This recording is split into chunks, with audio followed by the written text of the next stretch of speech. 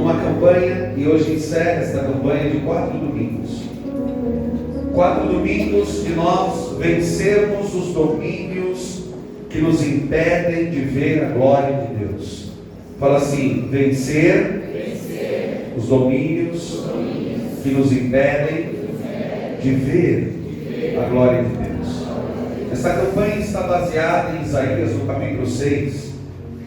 Isaías no capítulo 6, o verso 1 diz que no ano que morreu o rei Uzias, eu vi claramente Jeová sentado em um alto e sublime trono, e as suas orlas, ou seu séquito, enchia o templo. E nós já tivemos 3 domingos que nós ministramos sobre queda de domínios. Quem lembra qual foi o primeiro? O domínio de qual? Da incredulidade. Muito bem, presbítero. Então fala assim comigo: já caiu toda a incredulidade. Fala assim: chegou a hora de crer no sobrenatural. Dá uma olhadinha para o teu irmão e fala assim: é hora de crer no sobrenatural. Amém? Qual foi o segundo domingo? Jesus, você não foi. O domínio do quê? Da mordidão. Então fala assim: toda mordidão. Tudo bem comigo? Fala assim: toda mordidão caiu da minha vida, em nome de Jesus. Fala assim: o Espírito Santo que desce como fogo vai aquecer o meu coração de uma forma tão impressionante que nunca mais eu vou ficar indiferente à presença de Deus e às coisas de Deus. E o terceiro domingo, quem lembra? Quebra da religiosidade, domínio da religiosidade caiu. Fala assim: eu não sou religioso, eu sou um homem e uma mulher de Deus. Amém? E hoje, bispo, hoje cai o domínio do pecado. Fala assim comigo: hoje cai o domínio do pecado. É muito interessante porque o apóstolo Paulo, ele escreve a igreja em Roma, e nós precisamos entender os motivos pelos quais Paulo escreve a igreja em Roma. Porque a igreja de Roma ela era constituída por 2 grupos de pessoas. A igreja de Roma era constituída pelos gentios, que não eram judeus, e que tinham se convertido à fé cristã. E era constituída também por judeus convertidos. Entenderam, não? Então a igreja em Roma tinha 2 grupos de pessoas: os gentios que se converteram, ou seja, gentios que não são judeus, e os judeus que haviam confessado a fé em Jesus Cristo e se tornaram cristãos. Mas eles eram judeus cristãos e gentios cristãos, formavam a sua igreja. Lá em Atos, no capítulo 18, verso 2, nós entendemos que o imperador Cláudio, ele faz um decreto.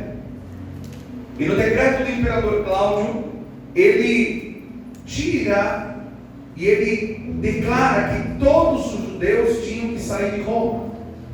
Então, como todos os judeus tinham que sair de Roma, a igreja de Roma ficou composta por um grupo só. Quem está aí diz amém? Porque como os judeus saíram, ficou só os gentios.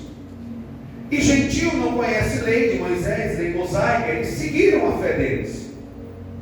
5 anos se passaram. Fala assim comigo: 5 anos se passaram.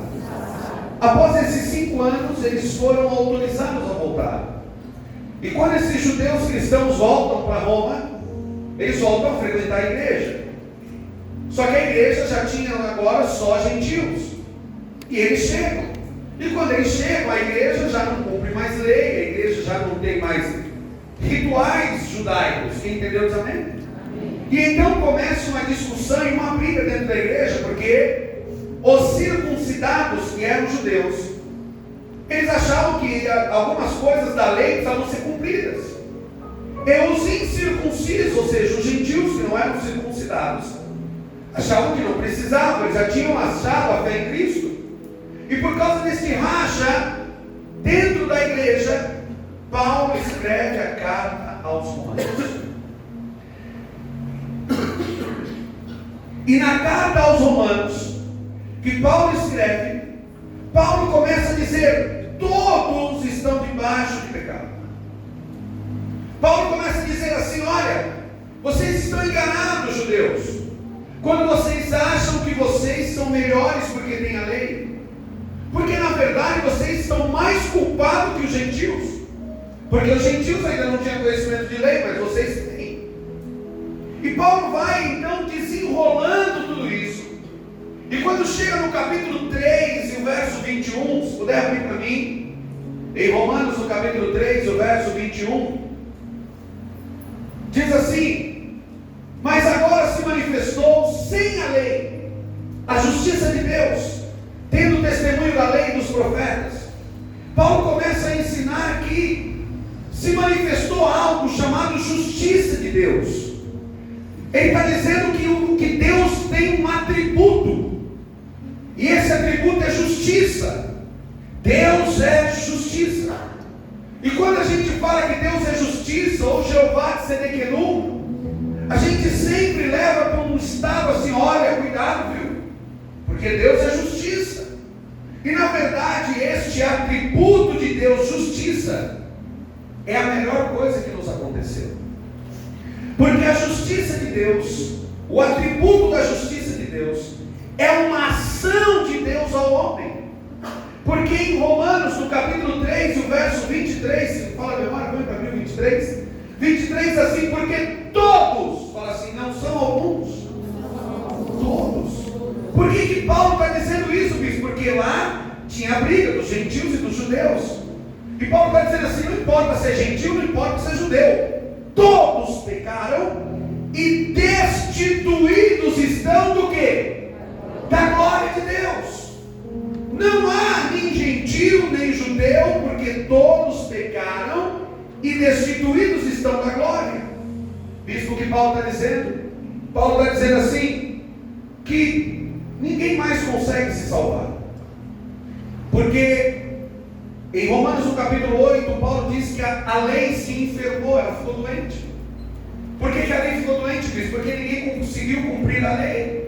E como ninguém conseguiu cumprir a lei ficou adoecida.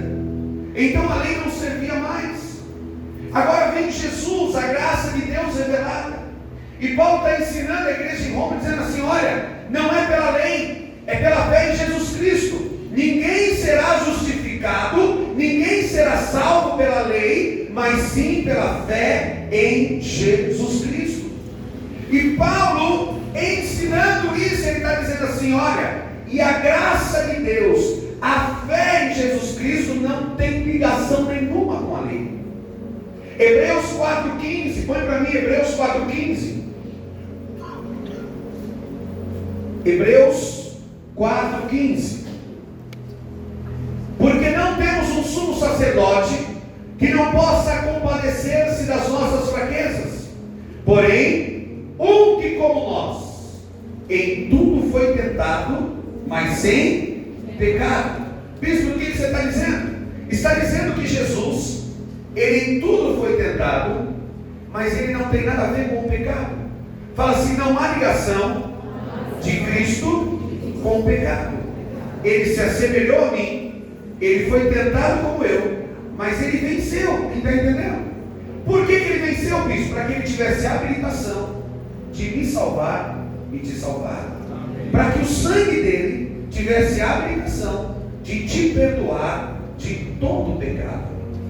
Por isso que em 1 de João, no capítulo 1 e o verso 7, fala assim comigo, João 1,7: se andarmos na luz, como ele na luz está, fala assim comigo, temos comunhão uns com os outros, e o sangue de Jesus Cristo, teu Filho, nos purifica de alguns pecados. Não, de mais ou menos alguns pecados. Fala assim: o sangue de Jesus tem poder para me purificar de todo pecado. Não importa o que você tenha cometido, o sangue de Jesus te purifica de todo pecado. Quem está entendendo?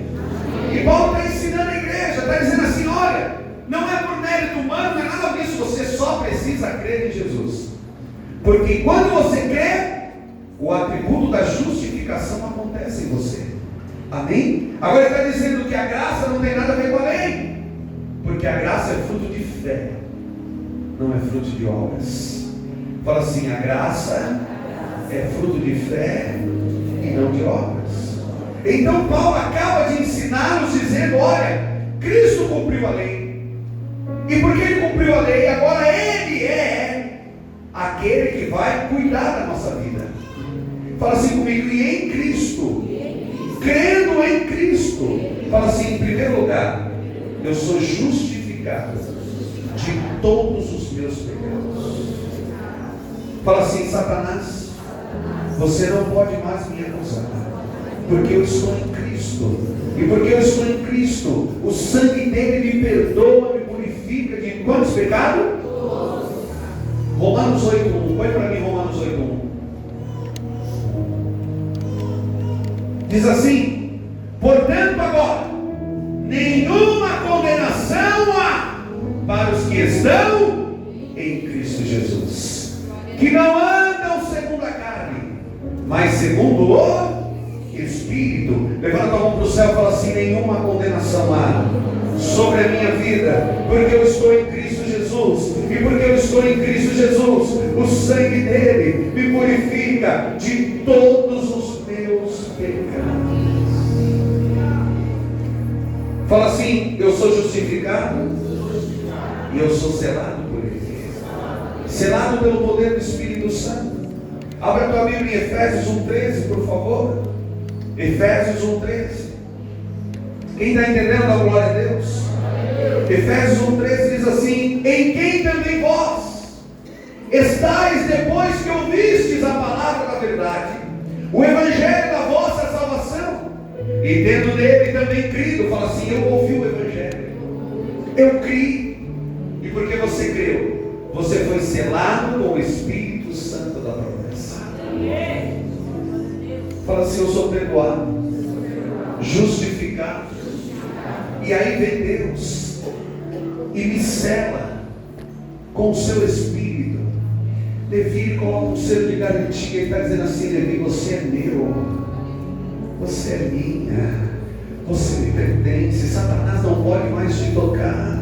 É por isso que eu entendo quando o apóstolo João diz que o mal não pode te tocar, o inimigo não pode te tocar. Ele no máximo fica ao teu derredor, como Pedro escreveu, mas ele não pode te tocar. Assuma essa verdade.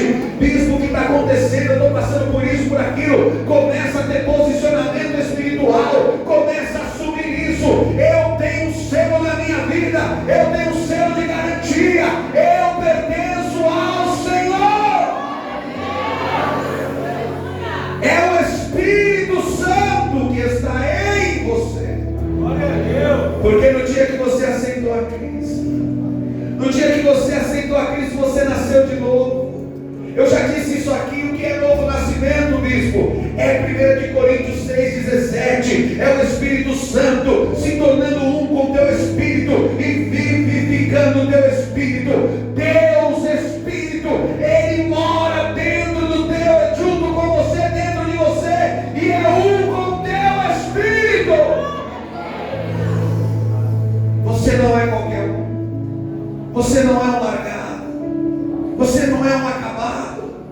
Deus olhou para você e te amou demais, e o amor dele foi tão impressionante que quando você creu nele, ele te justificou.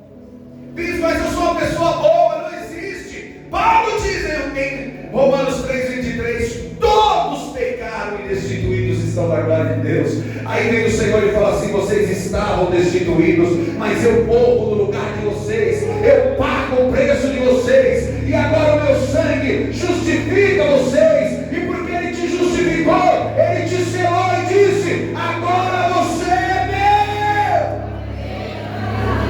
meu. Amém? Falei: eu fui selado. E porque eu fui selado pelo Espírito, fala assim: agora eu sei, o diabo não me engana, eu tenho certeza da minha salvação. 1 Coríntios, capítulo 15, a partir do 52, num abrir e fechar de olhos você vai ser arrebatado. E você tem que ter certeza. Bispo, como é que eu tenho certeza? Porque o Espírito habita em você. Em Efésios 1,14, põe de novo lá Efésios 1,14. Efésios 1,14 diz assim: porque convém, 1,14, o qual, vamos ler o 13 para você entender. Fala aí, no finalzinho lá, ó. E tendo nele também crido, fosse selados com o Espírito Santo da, verso 14, o qual é o penhor da nossa herança, para a redenção da possessão adquirida, para o louvor da sua glória. Deixa eu te falar uma coisa: o diabo não tem poder contra a tua vida. No dia que a trombeta tocar, você vai subir, você está salvo, porque o Espírito habita em você. Você é salvo, porque você é selado, e o Espírito é o penhor da tua salvação. Fala assim: o meu bem precioso é o Espírito habitando em mim. Tenha essa consciência espiritual. Quem está entendendo o que eu estou pregando para você? Agora, porque o Espírito habita em você, te selou, depois o penhor. Aí começa a acontecer com você, sabe o quê? A lei do Espírito. Fala assim: eu não preciso mais da lei da morte. Eu tenho uma lei. Que lei, bispo? A lei do Espírito.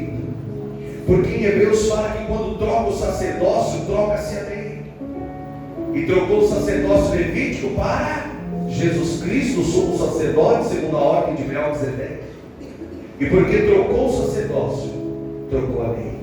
E Romanos 8,2 diz assim: põe para mim Romanos 8,2. Romanos 8,2: porque a lei do Espírito de vida em Cristo Jesus me livrou da lei do pecado e da morte. Levanta a tua mão para o céu e fala assim: existe uma outra lei agora agindo na minha vida, é a lei do Espírito. Oh, em nome de Jesus, com a tua mão levantada, fala: obrigado, Jesus. Eu fui justificado, eu fui selado, eu recebi o penhor da minha herança, e agora dentro de mim reina uma nova lei, a lei do Espírito. Bispo, o que é a lei do Espírito? É assim, ó: quem tem o Espírito de Deus não peca mais em paz. Às vezes a gente comete umas coisas que entristecem o Espírito Santo. Por isso que Paulo, escrevendo em Efésios, ele fala assim: não entristeçais, no capítulo 4, Efésios 4,30, não entristeçais o Espírito. Mas você está selado. Você levanta a mão. Mas eu sei que aqui você vai se identificar. Você foi fazer algo que de repente assim, não é que o Espírito Santo não deu paz para você, porque você está selado por Ele. E ainda quando você insiste e faz, Ele te convence a voltar e pedir perdão, porque Ele está em você. Você é privilegiado. O Espírito Santo habita em você. Você foi selado. Você tem um penhor e você tem uma lei, a lei do Espírito. Agora abre Romanos 8,12 para mim, por favor. Eu estou terminando. Mais 2 horas eu termino, né? Quem está aprendendo alguma coisa aí? De maneira que, irmãos, somos devedores, não a carne, para viver segundo a carne. 13. Porque se vivermos segundo a carne, morreremos. Mas se pelo Espírito mortificardes as obras do corpo, vivereis. Paulo está ensinando a igreja assim: olha, vocês foram selados, vocês têm o Espírito Santo. Não ande mais segundo a carne, ande segundo o Espírito. Isso que é andar segundo a carne, é andar segundo o curso desse mundo. Tudo que esse mundo quer é morte, destruição, sujeira. Mas você vai dizer não a tudo isso. Bispo, mas eu tenho falhas. Não tem problema.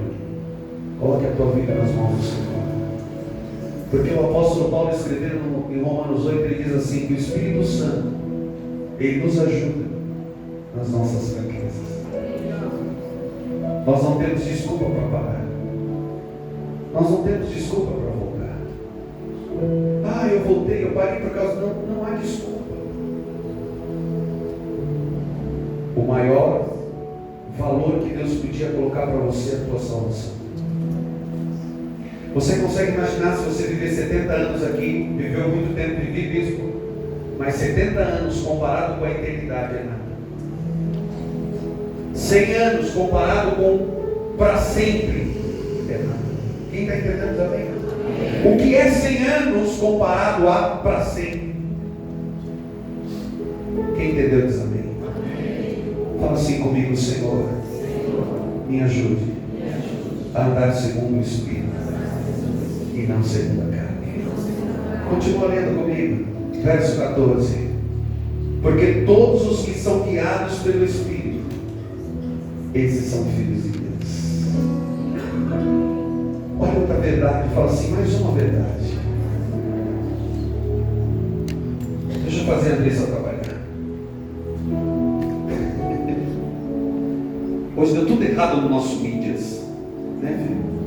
A gente tentou de tudo, não deu certo, não tem problema. Eu falei, vamos filmar então. Depois a gente publica. Então quem não veio perdeu o culto. Né? Fala assim comigo, ó. Eu fui selado. Tenho penhor. O Espírito habita dentro de mim. O Espírito me vivificou. Mas não é só isso. Lembra comigo, ó. Porque todos os que são guiados pelo Espírito de Deus, esses são o quê? Lê o próximo. Porque não recebeste o espírito de escravidão. Você não é mais escravo. Você é livre. Fala assim, eu não sou mais escravo. Eu sou livre. Para outra vez estares em temor. Mas recebestes o quê? O espírito de adoção, pelo qual clamamos. Abba significa paizinho. Paizinho querido. E o verso 16 diz assim: o próprio Espírito testifica ao nosso Espírito que somos filhos. Você não vai parar. Você não vai desistir. Porque o Espírito Santo está dizendo ao teu Espírito, você é filho. Vocês vieram esta noite a esta igreja para ouvir esta palavra. Ele te ama tanto que morreu por você, derramou o sangue dele pela tua vida, para dizer assim, você é filha, você é amada, você é filha, você é amada. E toda mentira de Satanás contra a tua vida cai por terra, porque você é amada pelo teu Deus de amor. Só quem crê nisso dá glória a Deus. Fala assim, obrigado, Senhor, por essas verdades ao meu coração.